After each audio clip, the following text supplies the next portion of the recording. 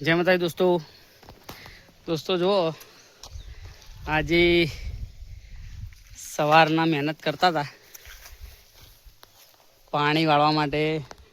આજે ઘાસચારો હતો એ બધો વાઢ્યો, ઢાળીઓ કમ્પ્લીટ કરી અને ત્યારબાદ પાણી આપવાનું ચાલુ કર્યું છે. બરાબર, બોરનું પાણી છે. આપણે વરસાદની બહુ રાહ જોઈ પણ વરસાદ હજુ આકાશમાં જોઈ શકો છો.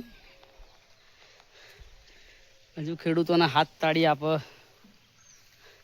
એવું લાગી રહ્યું હે. બરાબર, પાવડો આ રીતે તમે બધા લગાવો છો, કઈ રીતે લગાવો કોમેન્ટ કરજો. જો આપણે તો આ રીતના રાખી છીએ. બરાબર, પશુઓ માટે ઘાસ ચારો છે. તો વચ્ચે છે વિટા ઘાસ, બરાબર, અને જે પાડીઓ પર બુલેટ ઘાસ છે. ઘાસ બહુ મસ્ત થયેલું હતું ને એવું લાગતું સુકાઈ રહ્યું છે. પછી વરસાદની રાહ જોયા વિના ચાલુ કરી દીધું, કોઈ પાણી આપી દઈએ. બરાબર, એટલે તમે પણ કોઈ ખેડૂત મિત્રો ઘાસચારો હોય કે બીજો કોઈ પાક હોય અને પાણીની સગવડ હોય તો બિલકુલ આજનું કાલ ના કરવું, વરસાદની રાહ ના જોવી દોસ્તો. પાણી આપી દેવું.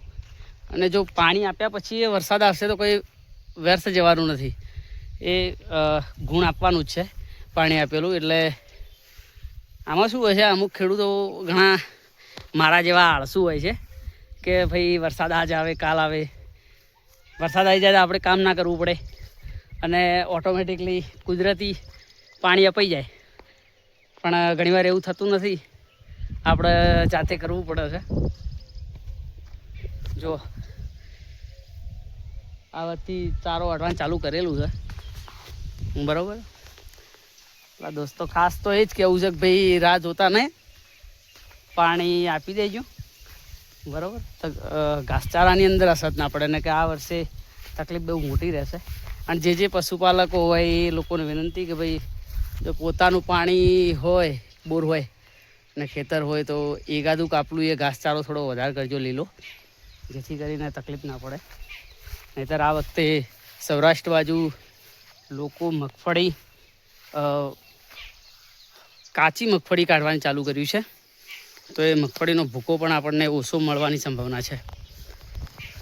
અસ્તુ, જય હિન્દ, જય ભારત.